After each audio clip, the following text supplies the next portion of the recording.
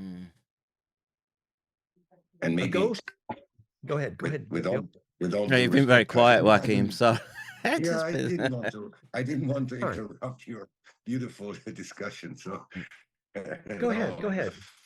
I remember what was the outset for this meeting was actually the paper here in the Journal of Physics Communications, like a normal, let's say, mainstream scientific paper, and talking about experimental indications of non-classical brain functions and the coupling with especially with the quantum systems in the brain. And so I think they that use it the is word an interesting entanglement. point. Entanglement Yes, is their exactly. word. Yeah. Yes. Yeah. Exactly. And that is, and I've seen, and Kevin has also investigated all the graphene oxide nanoparticle communication networks supposedly in the vaccines. And I went like, yeah, they wouldn't need that. Because if you look at the systems that were developed that form the core of all the AI quantum computing, supercomputing system we have today, these are quantum computers, and they have this dodecahedron sphere inside them, so they work on a completely different basis. These are not conventional processor chips. And the dodeca it's a classic geometry of phase conjugate implosion connecting with longitudinal array. But finish your thought. Sorry. Yeah, no, finish your thought. So the point is here, and the ETs were telling us that insidiously in that vaccine, they believe there were devices, and nobody's saying the evidence is carbon nano, I don't know, but certainly super dielectric devices, which created that kind of radio, in this case, to the bad guys, the Navy. That's what they claim. But the point being, we could understand the physics of why phase conjugate dielectrics are how you make entanglement, which is actually the physics of longitudinal connections, which is a much better language than the word entanglement and Einstein-Rosen bridge. Now we know a lot more detail about how that radio works.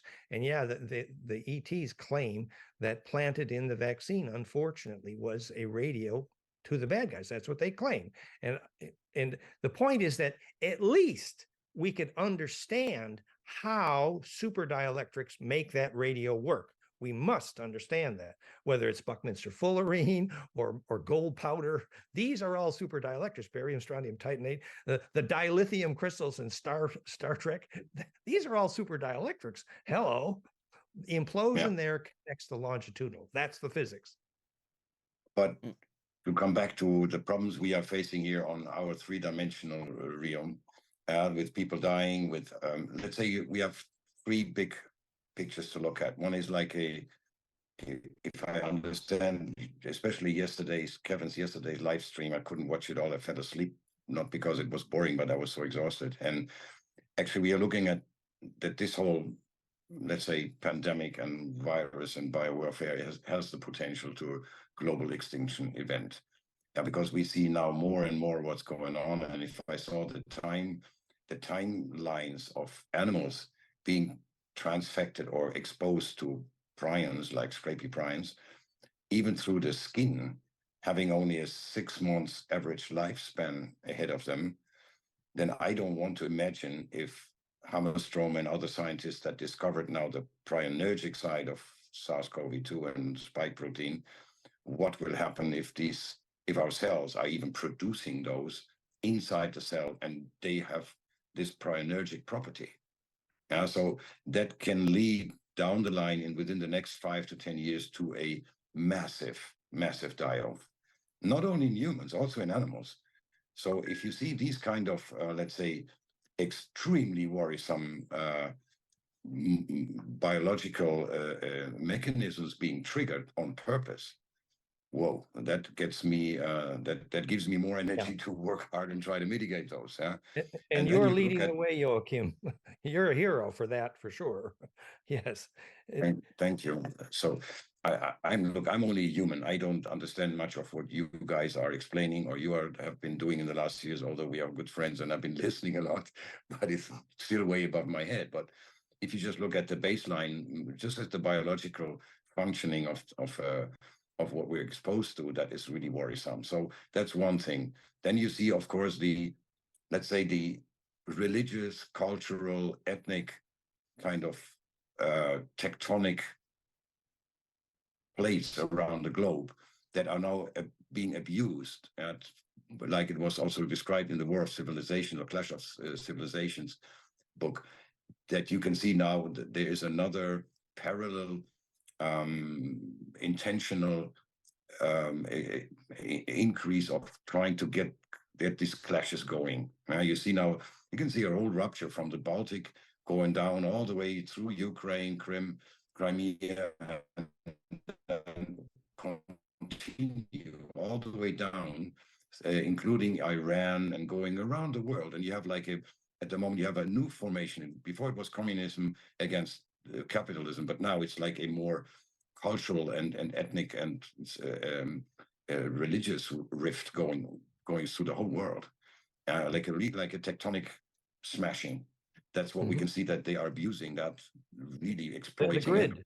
And then it's a grid, exactly. So that is ongoing for sure. You see now Russia, China, Pakistan, Afghanistan, and most of the Muslim countries clearly polarizing against the rest of the world. Yes. And so we see so many ongoing, really very, very worrisome and potentially dangerous for human life developments that I scratch my head. Who would orchestrate something like that? Because it looks like we're going into a next cataclysm here. But, I interpreted the word Uru to mean ancient Draco blood, and Elena Danan interpreted the word to mean Stargate or portal. But guess what?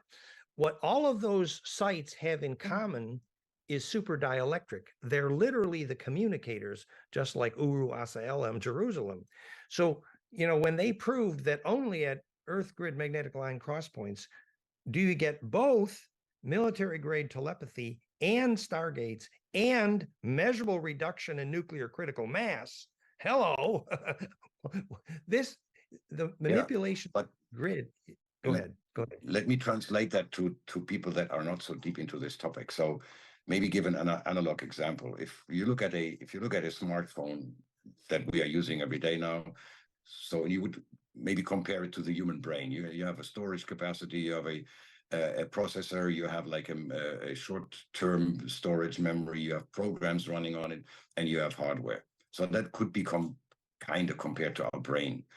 But if you look at this phone without the wireless network and without the cloud, then you would fall very short of understanding how that smartphone works. If you want to explain that to somebody on the upper Orinoco that has never seen something like that, he wouldn't understand how that thing works at all if you don't include the cloud and the wireless field that is interacting with our mobile phones. So that maybe but I mean, that essentially could explain a little bit what you were talking about. So the super dielectric points, like what makes a phase conjugate mirror work, what made Nostradamus's mirror work, what made the Olmec ancestor black obsidian mirror work, these are called phase conjugate dielectrics. They enable this connection to the longitudinal array. And so that's why Earth grid magnetic line crosspoints enable telepathy, for example, and reduce radioactivity, because this is where the radio works. This is where the DNA radio gets hooked up. This is where centripetal force is possible. So when we begin to understand super dielectrics, then we can understand the manipulation of the Morgellons, the black goo, whatever was in the vaccine that might have been a super dielectric that could have enabled communication with something not so good. And even the prion, I think if the dielectric constant were measured, we get some big clues of where the communication was happening. Because dielectric simply means whatever's in the sandwich between the plates of a capacitor is charge permissive distribution, charge distribution permissive. For example, heaven. Perhaps you better use more well understood terms for what a dielectric is rather than heaven. Well, in other words, you got the two lasers, and if you want them to phase conjugate, make time reversal and negentropy, you need what's called a phase conjugate dielectric, barium, strontium, titanate, which is simply a media within which the charge can mix right down to the atomic level. In other words, the pine cone can come to a point. That's called a super dielectric. That's how Star Wars work, the dilithium crystals. It's literally a pump wave. So these super dielectrics, Buckminster fullerene, barium strontium titanate, gold powder, these are all super dielectrics. These are implosive capacitors. And in that implosion is the radio. And we need to understand how that radio works, or we're going to get caught up between the good guys and the bad guys. That's what I'm saying. Yeah, but to come back, to come back quickly to that paper here. So quantum entanglement is that to be seen differently, or is that falling into the same realm? Because the term this is clearly happening. Entanglement was way too vague. It's not wrong. It's just way too vague. When they realize entanglement is a name for embedding perfected, which is precisely the problem phase conjugation solves. So if you want to perfect that embedding and hook up the radio, you need to know a lot more than the word entanglement. You need to know how to phase conjugate to make entanglement possible, to hook up the DNA radio, which is the connection to the compression node of the coherent EMF longitudinal array, literally DNA radio, literally the physics of heaven and the collective unconscious. And that connection is the goal of death and birth and lucid dreaming. That's the connection. But obviously there's some entities, be them terrestrial or extraterrestrial, that don't want us to go into that phase. Every place that roses blossom, there will be parasites, and recognizing the parasites is called astral hygiene. So until the humans can even see the parasites in their aura, obviously they're in trouble. And how do you fix the holes in your aura? There's a lot of drug experiencers that need that advice. That's called astral hygiene 101. Yeah. But if we want to look again at the possibility to globally influence population narratives and thinking, and because these people that are running our planet here are pretty much let's say fanatic about control, obviously. Absolutely. and so I was just looking at that paper and I thought, like, yeah, if I have a quantum entanglement between a supercomputer or a control agent that will be quantum based, and I can get a quantum entanglement done through even maybe spreading of that virus or the vaccine, then I would have a control mechanism somehow on a quantum level into the brains of the population, because let's say the extreme cognitive dissonance and the extreme following of narratives that we can observe now, and getting worse by the week, needs to be explained. It cannot only be like a psi operation and conditioning and programming through media and education. There must be another factor. That's why I was wondering if that could be one factor to be used. Yeah. You don't need a direct hook up to the wireless grid. You can work by quantum entanglement into the brain. That's the whole difference between parasite miracle worshiping religions and self-empowerment, is you realize you can make your own phone calls to God. You don't need a priest. That's different. But there's the two things I wanted to mention. One was, I would recommend studying Elena Danaan and Michael Salla on this, but they claim that the Federation has actually broadcast in the atmosphere selectively frequency signatures to eliminate that hydra related to the prion, the bad worm. They claim they've actually broadcast. That's I just suggest you look at that. But the other thing is the theory here. The theory here is that if there is access to what I call human bliss process, which amounts to biologic charge density, you have a bliss experience in a sacred space, and it burns the hell out of the parasites in your body. Hint, what's the principle? That if you have access to inner fire, it is self-sorting, even at a high level. So as more and more humans lose access to their own bliss process, yes, they will become more susceptible. And that's biofeedback, I suppose, also. Yeah, but that's not an answer to your question. But yeah, I want to. Sorry if I'm misconstruing what you're saying, Joachim, which is, but we have potentially a fundamental soul.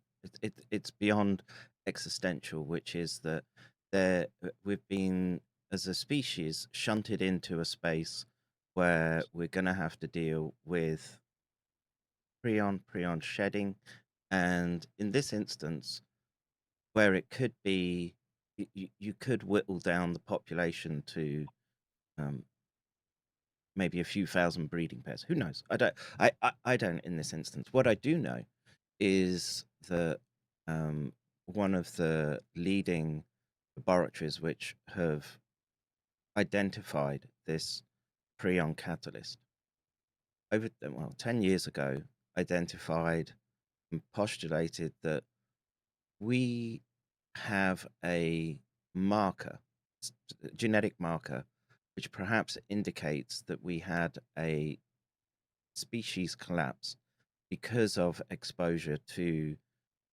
prions that we are uniquely susceptible to, and you have to deal with that on a adaptive basis with respect to your genetics. And if we're in this run-up phase to this possibility emerging, and it may well be that I don't want to say that it's a done deal, but there is this possibility. So why not have these people who would obviously have far superior technology than what's available to us come in and solve this issue right now? They claim that they have selectively broadcast in certain areas the frequency signatures to begin killing. They call it the Hydra. But I think just to back up a little bit for people that are aware, so Joachim and others are among the world experts in seeing that the dramatic side effects of the Omicron and other of the spike protein actually is a prion disease, which is very serious, very, very serious, and is recommending very urgent action to prevent the spreading of. Actually, this is the background of what Joachim's talking about here, and much of this is beyond my expertise, I will admit. And yeah, so it's actually Kevin that has given us more, let's say, ammunition to think and to work in that direction. It's thanks to him and Charles that were very early also interpreting the results from Nystrom, Hammerstrom, which knocked us all out of our chairs when we saw this evidence, and it's gotten worse a few months ago with an additional publication clearly showing the prinergic epitopes in the spike. And that will be, of course, now I've been working with some people in Spain, and they say, look, these epitopes are even openly accessible. They're not embedded inside the spike. So we are, and last night I was having this horrific thought, like if we are producing these spike proteins through transfection or whatever inside the cells, and we already expose these kind of sequences within the cell, well, if can they, without the breakup of the spike, just by them being exposed somehow, could they even work as a cross-seeding agent? We know this. This is they're right on the end of the peptide that is the S1 segment, and that's what we know is being released extra and intracellularly. And I can point to any number of studies. Well, this is with the infection rather than the intervention, but it seems to me that it seems pretty much a done deal in that respect in terms of potential exposure. Now what comes is the environmental exposure, and I was going through this yesterday, just explaining how in test animals, because that's all you can do these studies on, and you would have to do them under very strict conditions. Even brushing up against everyday materials, and I'll try and, it was wood, glass, polypropylene, brass, aluminium, and stainless steel. Except for brass, all of them had the capacity to transmit infective prion to the subject animals, and all were capable, all showed clinical or died as a consequence of touch and exposure. So basically what that means is we've all been exposed now. I would Yeah. I would And argue. what would you Yeah. say to those who said making this medical stabbing to manufacture spike proteins, to those who said that was harmless? What would you say to them now? Oh, I would say we knew even before the intervention was decided. They knew well, not say that. I think it highly likely that there were groups who understood this peptide chemistry and knew what it meant. I'm 100% certain of that because we can look at the epitope signature and we know in prion studies that they already had a catalyst. It's 20 amino acids long. It's approximately 106 to 127 on the prion chain, and they know that that will cause the misfolding of the prion protein. Now, different species have different variations on the prion protein, and so there are some animals which are essentially universal donors and some that are essentially universal acceptors. But within a species, essentially, once that cascade has started and it becomes transmissible across subjects, there's a risk to all who come into contact with it.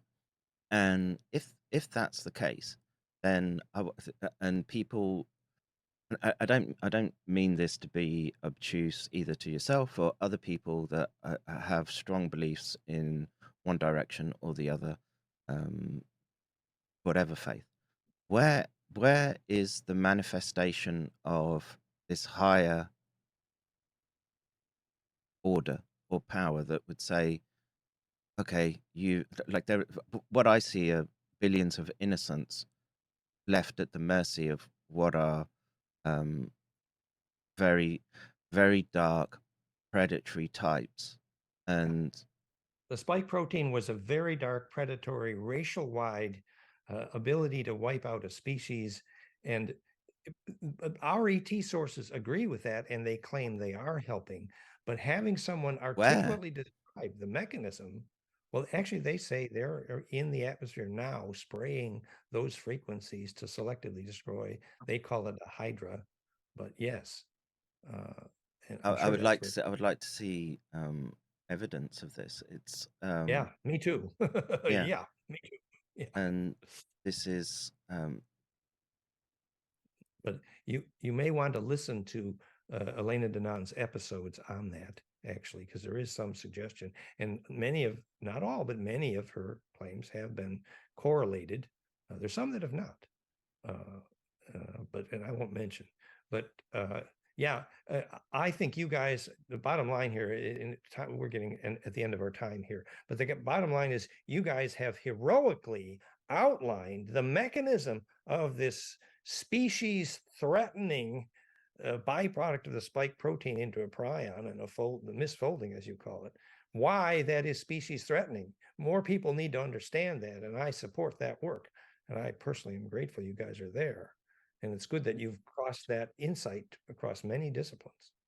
yeah, and What Kevin, very short here, because that was stuck with me yesterday when you were speaking about the animal trials with where they kind of rubbed the animals, or the animals rubbed against just some minuscule presence of prions on a surface, and they would have like somewhere around, let's say, 6 months of time to live. So if you extrapolate that to a human lifespan, then I did some calculations here. It was more or less somewhere between 5 to 10 years, 5 to 10 years. depending on the dosage. Is that correct? Yeah, yeah. So And after you get it would go without symptoms, would it? Yes, At least in the first few years. so so I suggest people need to do some research on this. You bumped into spike protein byproduct prion, and basically 5 to 10 years later. So it basically means everyone's been exposed. There's no getting out of it. Even if you said no to the injections, you're still getting exposed either through the infective particle or what people are shedding via Exactly. breathing, Large urinating, whatever. Any biological waste is gonna contain and contaminate the environment, such that, well, one of the standout features of prions is that they're highly robust, can survive in the soil, and I looked at a paper this week, which it's recent, came out beginning of December, showed that plants were capable of picking up these peptides and transporting them to the leaves and the stalk, and it was possible to induce prion disease from eating the leaves and plants of these yeah, I suppose you can call them infected plants. And so this gets very, very messy. yeah, And, yeah. And no one wants to be talking about that particular issue. And I've been, it sometimes feels like I'm banging my head against a brick wall, and so I don't know, I have a. And if you say 5 to 10 years, are we already seeing evidence? I think so. Yeah. So what you would see would be neurodegenerative disorders, cancers, and I think those signals are there. Explosive. Yeah. And I just looked at a data point yesterday, which is people that are retiring out of the workforce. It's steadily just going up, and that's what you would predict with respect to this type of progressive toxicology, right? So Loss of function. and if it was a consequence of the toxic reaction to the injection itself, I would predict that you would see a peak and then it would go down. And the fact that very few people are taking them right now, and we're still seeing this very rise. It's explosive cancers, just shocking death rates off the charts, et cetera, et cetera. So we have to summarize here, folks. We did not finish this Lassie episode with a happily ever after. Sorry. However, let's agree with Kevin. Let's learn more about it. Let's ask our friends and our ET friends for help and understand the vector here in order to take some action. This, I mean, it's done, right? It's just a sense of, or it's just a case of waiting to see if it's a worst case scenario. A milestone for our research was like a year and a half, 2 years ago, between me and Dr. Stephanie Seneff, when we shared and discussed the okay, that prion proteins or PRPSC are wrapped into exosomes or extracellular vesicles and being shipped through the organism, and theoretically also being shed, like Kevin said, to the worst case scenarios. Because people talk all about shedding after vaccination whatsoever, and they talk about shedding spike proteins, but they are not replicating. So if you get us a couple of thousand spike proteins per se, will not be such a huge problem. But if I can give you the essence of that weapon, the prion protein itself in an exosome, then we're talking business here. That is not funny anymore. So we are already working now since 8 months. I've been constantly only focusing on the PRPSC angle, because let's say compared to that, Alzheimer's, Parkinson's, multiple sclerosis, ALS is child's play. You're going to get disease all those, expression on one hand. You're going to get all those as well, right? As well. And the problem is trying to disentangle those presentations versus what would be, look, what is, it's just a very fast acting dementia that because the neural networks are breaking down so quickly, you get a lot of movement disorder with it as well, and mood disorder as well. It's very well characterized. It's important that we assemble some links for this film so that people can learn the mechanics and the details in a very concise form. So I appreciate that you guys have references that we can share here so that people can get up to speed. The thing that I am reluctant to do many times since this last 3.5, almost now 4 years, is that I don't want to share results of very detrimental mechanisms at play with this virus or the spike protein unless I have already at least some presentable solutions to the problem. Now, because I think that hope is really the thing that we have to inspire and not fear, because that is a baseline, and hope comes from results. So with the prions, I don't have the necessary laboratory features and not the necessary qualified biologists that can do certain experiments right now to prove, first of all, that it's now present in the human liquor, like central nervous spine fluid, and or in the serum or in the blood. So that would be the first step, to show we have it present without any doubt.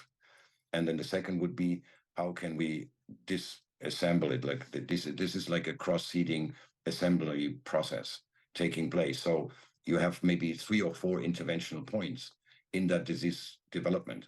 Now, first of all, of course, you can try to get spike out. You can try to chelate spike. You can try to prevent it from being degraded, which will amplify the problem. And then all the way coming from into the protein misfolding and into the amyloid aggregations and tau proteins and alpha-synuclein, where you can interrupt that process, where you even can degrade the aggregates.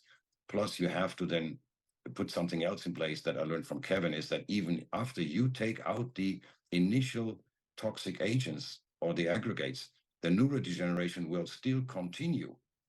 So you have to also support the mitochondrial health. You have to fight ferroptosis, glutamate expression, and calcium influx into the cells, etc. So it's a monumental task. It's not like just like, oh, okay, let's fight this one prion or this one amyloidogenic structure. It is a whole cascade, again, where you have to, because you will meet people affected that are already down the line.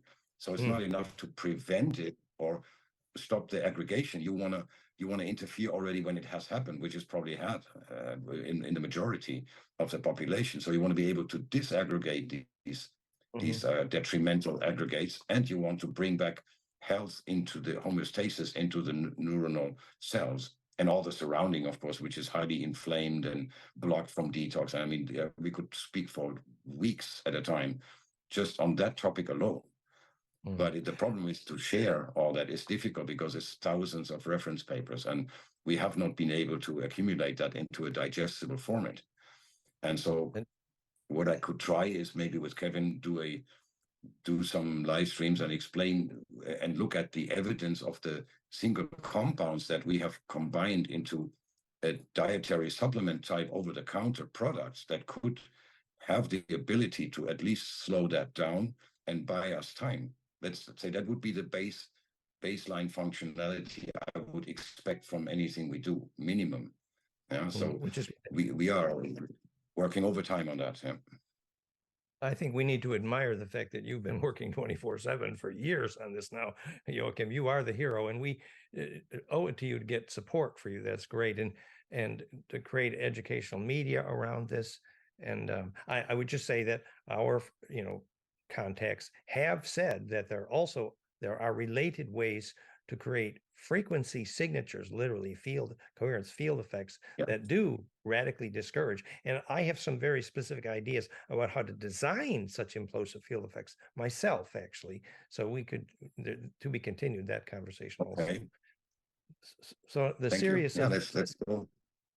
the seriousness cannot be overemphasized, guys. Let's get it together and do something. And let's acknowledge the heroes here, Kevin and Joachim, because this is very difficult. Yeah, I don't feel very heroic, I'm afraid. I feel frustrated more than anything. And the thing is, there's nothing that anyone could have done, well, short of this timeline not emerging the way it did do. Yeah, but I'm grateful that you guys assemble more explanations in as nice terms as possible, so we can spread this message and get people taking the remedial actions needed. And it's to be acknowledged here that Joachim is developing materials to work. Well, the other is, look, if it's possible, and it's in the scientific literature if you want to look for it, I read the paper this week, which is sometimes the species gets challenged with this prion phenomenon. Well, okay, we're still here, and there's a rich family tree ancestrally for everyone. The important thing, this is why I sort of spend a lot of time on metaphysics and consciousness, which is, well, okay, if there's nothing you can do with respect to the fact you've been exposed and you're going to, the disease mechanism is initiated, well, there's an important part about getting your mind right. And it's kind of what we sort of touched on at the beginning, which is, okay, what can you expect in that process to realistically, as we can understand it in the framework that our brain looks at the universe, what can we expect and how can we ready ourselves? And this is why I try to be very tactful now around people's articles of faith, where I've been an asshole in the past with essentially reductive materialistic approaches to say, well, why are you thinking in this way? I don't think that's helpful in this environment. I think it's so what you're saying is maybe now is a particularly good time to know what a soul is. yeah. Obviously, that is what is at stake here in the big picture. Is that they want to reduce us to soulless transhumanist victims, and the way to do that also is through the DNA. If we would say there's something godly manifesting on Earth that is the core of life, then it would be visible in the DNA. Because that is let's say the baseline why we have this beautiful planet here. Yeah. And so we know so much about the implosion and DNA mechanism of bliss. Sorry to interrupt. Yes, exactly. Yeah. And their goal has been ever since, like at least during the last 50 years, is to get to the genome. If you see how the penetration into GMO food, GMO animals, and now we are looking at GMO humans, because if you listen to let's say one of the nicest guys in that group, Bill Gates, he's speaking since around 2 years now, mainly about gene therapy. So they do want to get now to gene editing on humans. They are already getting there. Yeah. And maybe the idea is to create such a bad disease through the main population that the only salvation will be gene therapy. Yeah, we're looking at that. I've got a paper ready to go, which is essentially using CRISPR to breed in, and so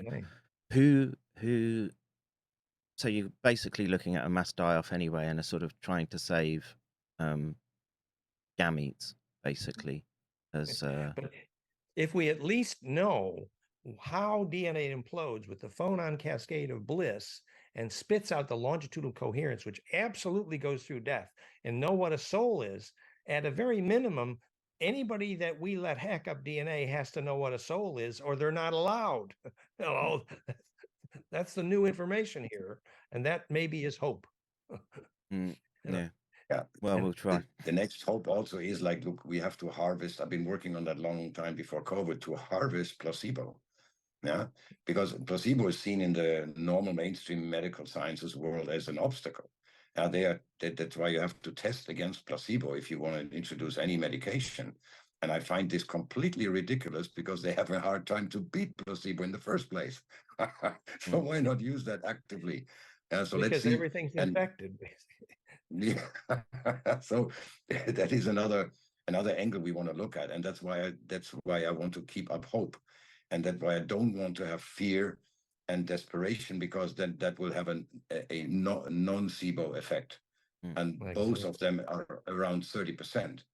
30% is placebo, and that is in the good direction, and you have no SIBO with another 30%. So it 60% overall is like having a million or losing a million. That is a huge gap, and we have to actively harvest this huge potential, because it is most likely working again, that's where we maybe see some quantum involvement, where we see some epigenetic influences through the mind. Now that's a whole topic for another talk. So we can. I've been working on systems on like a subtle mind control to trigger placebo and try to measure it in epigenetic settings after treatment. It can be done, I think, and it's documented also.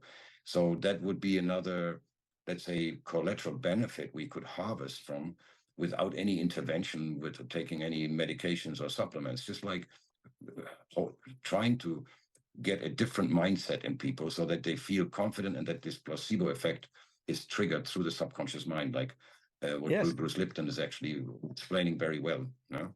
The power of belief, yes. And, that's exactly where we're going when we said, if you make that cascade in your brainwave visibly the mechanism of bliss and conjugate coherence, suddenly we should be able to measure the difference in the self-sorting mechanism of the aura core itself.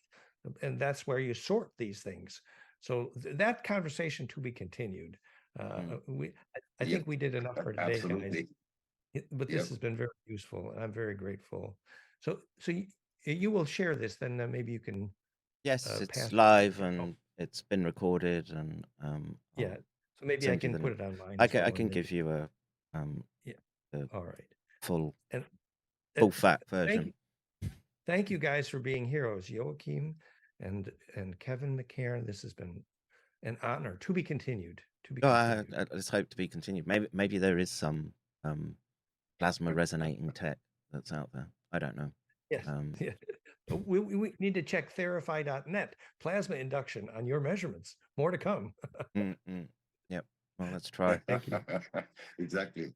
Guys, thank you so much. Have a nice Sunday. Yes. Thank you. It was a pleasure, gentlemen. Take care. It was an honor. Thank you. All right. Bye. Thank you. Bye. Thank you. All right, folks. There you go. Dan Winter. Look, aliens in our past, maybe. I don't know. Let me just put this on.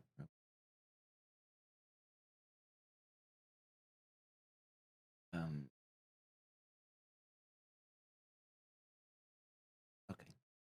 So, again, this is just sort of, it's nothing new if you've been following me for a while, and the Prion discussion is nothing new. Dan has his worldview. Maybe it's, like I say, probably at the moment, you should cling on to what you have close by and try to work with that as we wait for the results of what is a mass exposure. And just to remind people, not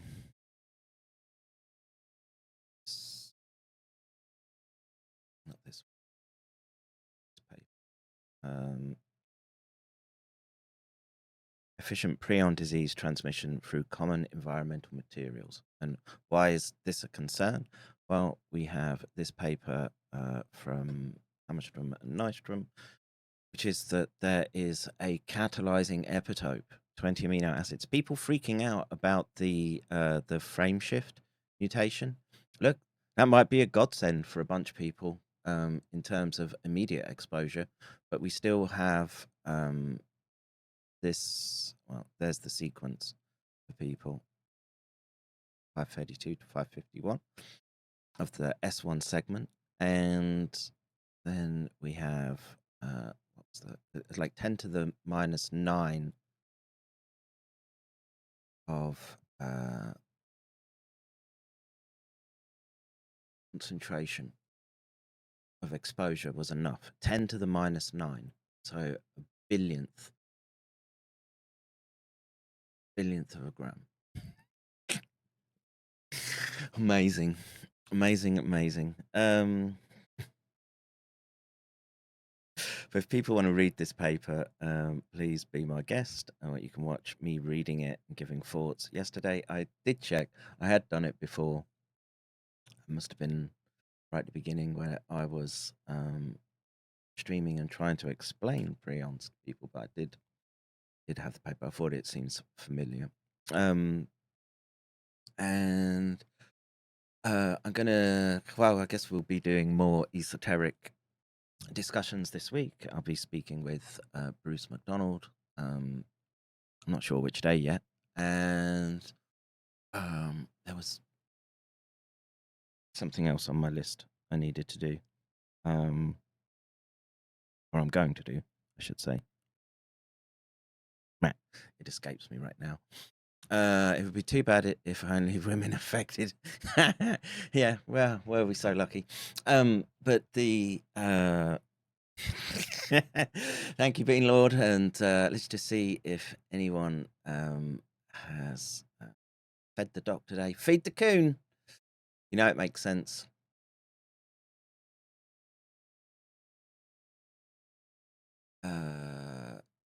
Gaza, thank you very much. You're always generous. I really appreciate it. And like I say, I because people asked about the environmental question, there was a couple of papers that I pulled up, and in fact, my tax evader sent an interesting one, which was agricultural biowarfare, which is something I've talked about before, but something to consider when, it seems pretty nailed on that you can, what can you say, salting? I guess salting the ground with prions, and they're going to be taken up into plant matter that would essentially could form your the basis of your agriculture, etc. Again, these are all, well, I don't want to say they're wild guesses, but they're derived hypotheses from the available data.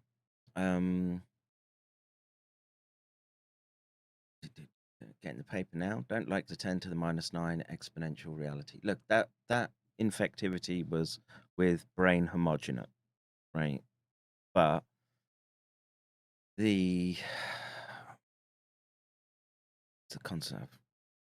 It was only a few hours ago that I read it, but even contact with objects in the environment was enough to initiate disease and cascade. So, what was this? This figure shows the survival curves, average incubation time, and attack rates, and biochemical assessments.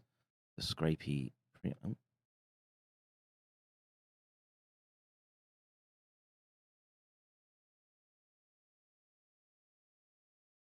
So this figure shows the survival curves, average incubation times and attack rates, and biochemical assessment of protease-resistant scrapey prion for hamsters exposed to large spheres contaminated with 2,6,3K prions. Animals in contact with spheres exposed to normal brain homogenates were also used as controls. Middle panel in C depicts brains from animals exposed to 2,6,3K contaminated spheres, but not developing clinical signs. All except PRPC used as a migration control were PK treated. So basically any what's this one? Aluminium seemed to be somewhat safer, I want to say. God, getting a new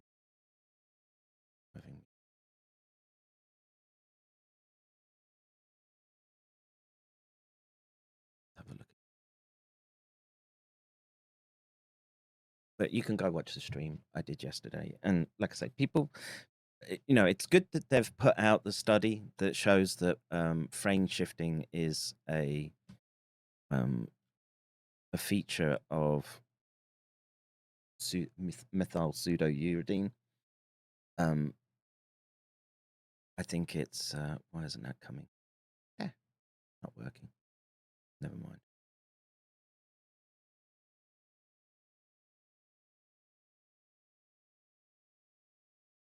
So again,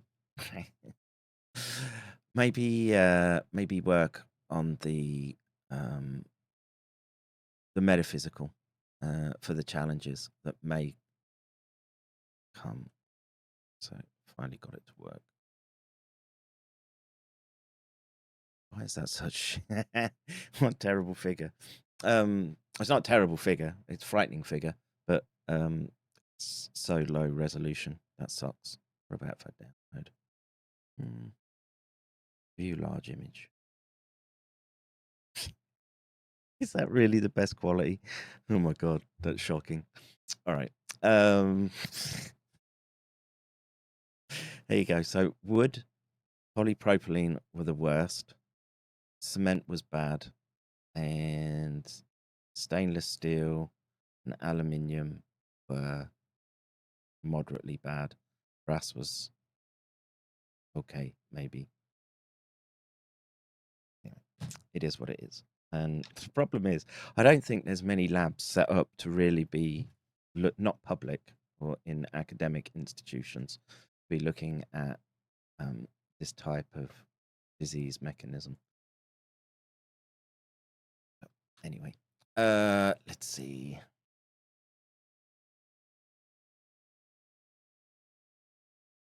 See, Sprigg says, you're saying there's thousands of research papers to pull through and it needs to be put into digestible form. Why don't you get hold of Dr. Shiva? Yeah, I would speak to Dr. Shiva now. So limits the need for animal testing. I don't know if he's aware of this problem. I don't either.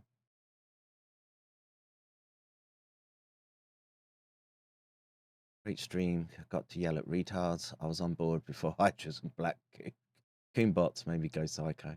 Yeah. Let's see.